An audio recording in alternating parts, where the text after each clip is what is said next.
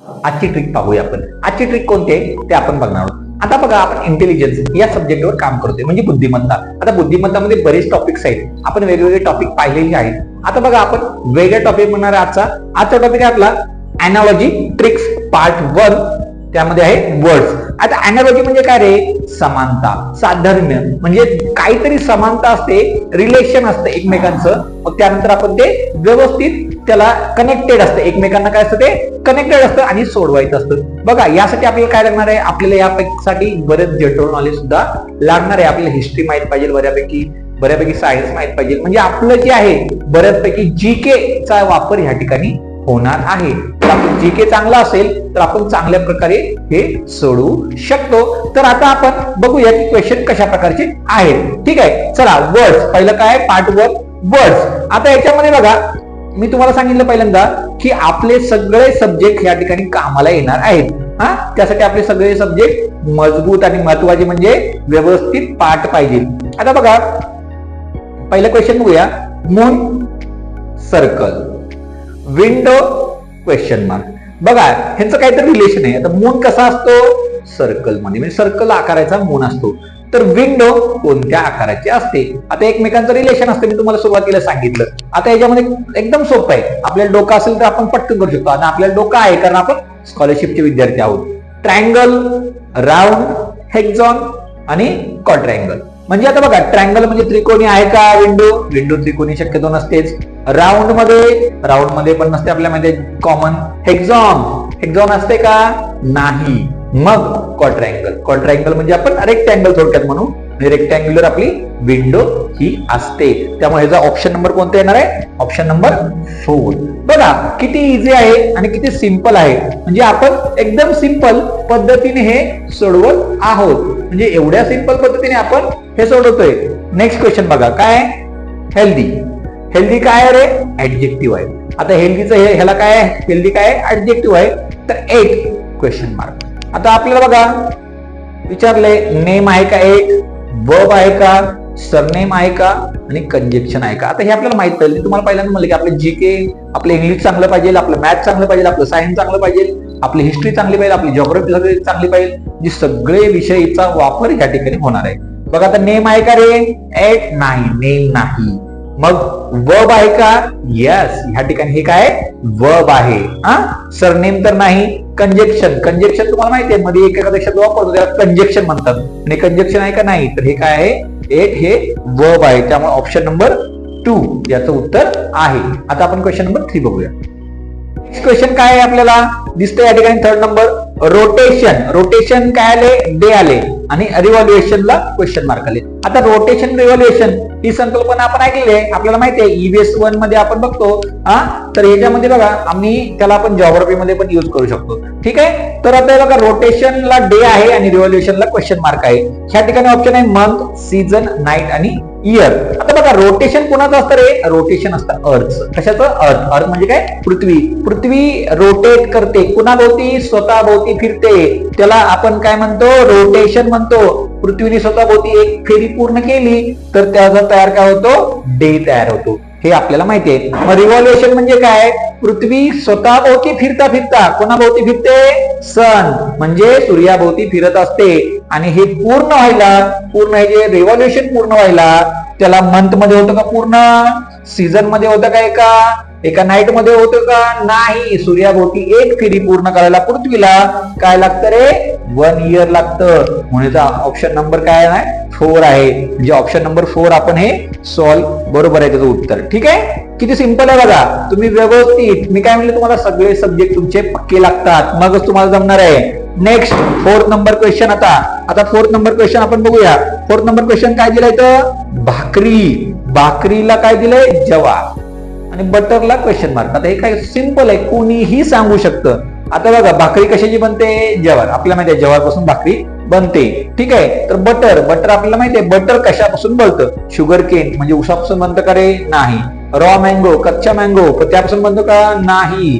त्या ठिकाणी बाजरीपासून बनतं का? नाही. मग कशापासून? मिल्क. म्हणजे ऑप्शन नंबर काय? 4 मिल्क पासून बटर बनतं. हे आपल्याला माहिती आहे. ठीक आहे. नेक्स्ट 5th नंबर क्वेश्चन आता आपण बघूया. आता या ठिकाणी साइन दिसतात तुम्हाला. ठीक आहे. आता बघा, हे जे साईन आहे ते आहे हार्बरचं. कशाचं आहे? हार्बरचं आहे. तर ह्या ठिकाणी जे साईन दिलेलं आहे त्या पुढे क्वेश्चन मार्क दिलेला आहे. आता हे साईन कशाचं असणार आहे? फोर्ट, किल्ल्याचं आहे का ते साईन? हे नाही, किल्ल्याचं साईन हे वेगळ्या प्रकारचं असतं. ठीक आहे. त्यानंतर बघा एअरवेज. एअरवेज म्हणजे बघा आपण हवाई उड्डाण करतो त्या ठिकाणचं एअरवेजचं आहे का? नाही. माईन, खाणी असतात, खाणीचं आहे का रे साईन? नाही. मग कशाचं आहे हे साईन? तर हे साईन आहे लाईट हाऊस. लाईट हाऊस आपल्याला माहिती आहे, हे लाईट हाऊसचं साईन आहे. त्या ठिकाणी असं साईन असतं लाईट हाऊसला. ठीक आहे. आता हे आपण 5 क्वेश्चन बघितले. आता नेक्स्ट क्वेश्चन आपण बघूया. 5 क्वेश्चन सोडवले वेगवेगळ्या प्रकारचे. आता आपण क्वेश्चन नंबर 6 बघणार आहोत. क्वेश्चन नंबर 6 काय? क्रॉप्स फार्म मध्ये फ्रूट क्वेश्चन मार्क. हा 2020 ला क्वेश्चन आला होता. कुठल्या याला आलता? 2020 ला. आता काय क्वेश्चन आपण बघितले 2021 ला पण आले होते, 2019 ला पण आले होते. भाकरी जवार 2021 ला आला होता. त्यानंतर जे लाईट हाऊस वगैरे होतं तो 2019 ला आला होता आणि हा 2020 ला आलेला आहे. Crops farm fruit question mark. Orchard, market, mall आणि शॉप. आता बऱ्याच पोरांना असं वाटतं की फ्रूट कुठे मिळतं? मार्केटमध्ये मिळतं किंवा मॉलमध्ये मिळतं किंवा शॉप मध्ये पण मिळतं. असं बरेच जण उत्तर लिहितात आणि उत्तर चुकतात.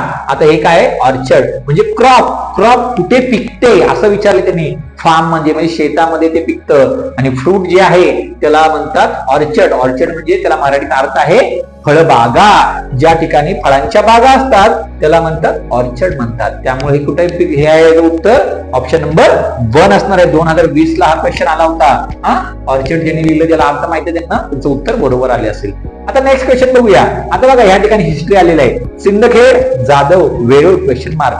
आता बघा हा क्वेश्चन तुम्हाला 4th स्टँडर्ड मध्ये हे होतं. सिंदखेडचे जाधव होते तर वेरूळचे कोण होते? ठीक आहे. ऑप्शन आहे निंबाळकर, घोरपडे, मोरे आणि भोसले. आता हे आपल्याला 4th स्टँडर्डला होतं. काय सर आता 4th स्टँडर्ड लक्षात ठेवायचं का? आम्ही नाही, आपल्याला सगळं लक्षात ठेवणार कारण आपण कॉम्पिटिटिव्ह एक्झाम देतो, स्कॉलरशिप परीक्षा देतोय, त्यामुळे तुम्हाला माहित असणं गरजेचं आहे. आता बघा हे मी तुम्हाला सांगतोय. आता वेरूळचं काय ऑप्शन आहे ते बघूया. निंबाळकर. निंबाळकर कुठले होते? तर आपल्याला हिस्ट्रीमध्ये माहिती आहे निंबाळकर हे फलटणचे होते. निंबाळकर कुठले होते? फलटणचे होते. घोरपडे. घोरपडे कुठले होते? त्यामध्ये आहे घोरपडे हे मुधोळचे होते. कुठले होते? मुधोळ. ठीक आहे. नेक्स्ट मोरे. मोरे कुठले होते? मोरे होते जावळीचे. आपण बघितलं की शिवाजी महाराजांनी जावळीमध्ये जाऊन कसं वर्चस्व निर्माण केलं. त्या ठिकाणी जे मोरे होते त्यांना कशा प्रकारे शिवाजी महाराजांनी त्यांना मात दिली. हे मोरे होते जावळीचे. आणि त्यानंतर शेवटचा आहे भोसले. हे वेरूळचे होते. वेरूळचे कोण होते? भोसले. म्हणजे शिवाजी महाराजांचं जे वंशज जे होते सगळे हे कुठले होते? वेरूळचे होते. लक्षात ठेवा. आता सिंदखेडचे जाधव. जाधव म्हणजे तुम्हाला माहिती आहे कोण? आपल्या जिजामाता. जिजामातांचं जे आहे ते जाधव आडनाव होतं आणि हे त्यांचे कुठले होते? सिंदखेड. सिंदखेडच्या राजा त्यांची कन्या होती जिजामाता. ठीक आहे. आणि वेरूळचे भोसले जे होते शहाजीराजे त्यांचे पुत्र जे होते ते शिवाजी महाराज होते. तर हे अशा प्रकारचं त्यांनी त्या ठिकाणी दिले. तुम्हाला अशा ठिकाणी विचारू शकतात की बाबा सिंदखेड जिजामाता हे येऊ शकतं आणि शिवाजी महाराजांना वेरूळ असं सुद्धा ऑप्शन मध्ये असू शकतं. ठीक आहे. म्हणून याचा ऑप्शन नंबर काय असणार आहे? Option number 4. म्हणजे बघा मी तुम्हाला सांगितलं निंबाळकर फलटणचे, घोरपडे मुधोळचे, जावळीचे मोरे आणि भोसले वेरूळचे. बघा म्हणजे आता कुठलाही प्रश्न येऊ दे त्या संदर्भात तुम्हाला उत्तर आलं पाहिजे. फिरवून सुद्धा प्रश्न विचारू शकतात. नेक्स्ट आहे गुढीपाडवा. गुढीपाडवा कधी असतो रे? गुढीपाडवा म्हणजे आपलं बघा हिंदू धर्मातला किंवा आपल्या मराठी माणसाचा पहिला सण म्हणजे निसर्गाप्रमाणे ज्याप्रमाणे निसर्ग आहे आपल्याला माहिती आहे की निसर्गाची पालवी फुटते आणि तेव्हा आपला सण सुरू होतो. म्हणजे पहिला सण असतो गुढीपाडवा. निसर्गाला पालवी म्हणजे ज्यावेळेस पानांची पडझड होते आणि परत पालवी फुटायला सुरू होते तो महिना असतो चैत्राचा. म्हणून गुढीपाडवा हा चैत्रामध्ये असतो. तर गणेश चतुर्थी कधी असते? आता गणेश चतुर्थी कधी असते रे? पौष महिन्यात असते का? भाद्रपद मध्ये असते का? श्रावण मध्ये असते का? माघ मध्ये असते? तर गणेश चतुर्थी ही भाद्रपद मध्ये असते. कधी असते? भाद्रपद. लक्षात ठेवायचं उत्तर काय असणार आहे? भाद्रपद. ठीक आहे. नेक्स्ट आहे बघा गुजरात, गांधीनगर. तर झारखंडला काय? रांची, कलकत्ता, पटना आणि शिमला. आता बघा गुजरातची राजधानी गुजरातची काय राजधानी काय आहे? तर गांधीनगर आहे. तर झारखंडची राजधानी कोणती? ठीक आहे. म्हणजे कॅपिटल आपण त्याला म्हणतो. काय म्हणतो? कॅपिटल. गुजरातची कॅपिटल गांधीनगर. तर झारखंडची कॅपिटल कोणती? तर आता आपल्याला सगळ्यांना माहिती आहे कलकत्ता कशाची आहे? कलकत्ता आहे वेस्ट बंगाल म्हणजे पश्चिम बंगालची कलकत्ता आहे. पटना बिहार, शिमला हिमाचल प्रदेश. ओके, मग आता हा पश्चिम बंगाल झालं, बिहार झालं, मग हे काय झालं? हिमाचल प्रदेश झालं. म्हणजे काय राहिलं झारखंडचं? रांची. रांची काय आहे? झारखंडची कॅपिटल म्हणजे त्याची राजधानी आहे. Option number 1. क्वेश्चन नंबर 10 आता आपण पाहणार आहोत. बघा, बैसाखी पंजाब, ओणम क्वेश्चन मार्क. आता बघा, बैसाखी हा फेस्टिवल आहे कुठला?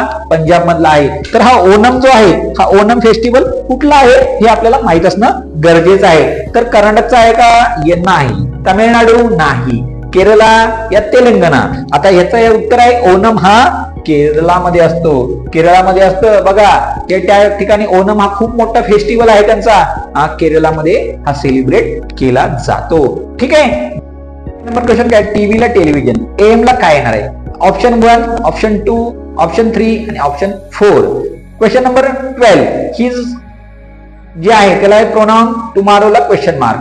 बघा, ऍडजेक्टिव्ह, नाउन, ऍडवर्ब आणि वर्ब हे 4 ऑप्शन आहेत. या ठिकाणी बघा तुम्हाला दिसतात 4 ऑप्शन. म्हणजे क्वेश्चन नंबर 11 आणि क्वेश्चन नंबर 12 हा काय करायचा आहे? तुम्ही सॉल्व्ह करायचा आहे. हा तुमच्यासाठी दिलेला क्वेश्चन आहे. 11 नंबर क्वेश्चन आणि 12 नंबर क्वेश्चन. बघा, आता आतापर्यंत आपण जे बघितले क्वेश्चन ते वेगवेगळे क्वेश्चन होते. हे सगळ्या प्रकारचे क्वेश्चन मी घेतलेले आहेत या ठिकाणी. म्हणजे जे अॅनालॉजीचं ट्रिक आहे आपली, अॅनालॉजी ट्रिक्स पार्ट 1, त्यामध्ये वर्ड्स जे आहे ते आता तुमचं बऱ्यापैकी क्लिअर झालं असेल. बघा, छानपैकी आपण आता हे सगळ्या प्रकारचे क्वेश्चन घेतलेले आहेत. अजून बऱ्याचपैकी वेगवेगळे क्वेश्चन असतात. तर हे क्वेश्चनची तयारी तुम्ही नीट करायची आहे. म्हणजे अॅनालॉजी जो टॉपिक आहे आपण तो त्यामधला पार्ट 1 आता आपण पाहिलेला आहे. पार्ट 2, पार्ट 3 आणि पार्ट 4 हा आपण नंतर पाहणार आहोत. ठीक आहे. आता बघा, पार्ट 1 कसा वाटला हे नक्की सांगा. याचं उत्तर तुम्ही मला कमेंट मध्ये सांगायचं आहे. आणि व्हिडिओ जर आवडला असेल तर व्हिडिओ नक्की शेअर करा, व्हिडिओला लाईक करा. आणि ज्यांनी आतापर्यंत आमच्या चॅनलला सबस्क्राईब नाही केलं त्यांनी लगेच सबस्क्राईब करा. म्हणजे तुम्हाला छान छान ट्रिक्स शिकायला मिळतील. जी तुमची स्कॉलरशिप परीक्षेची तयारी आहे ती व्यवस्थित पूर्ण होणार आहे.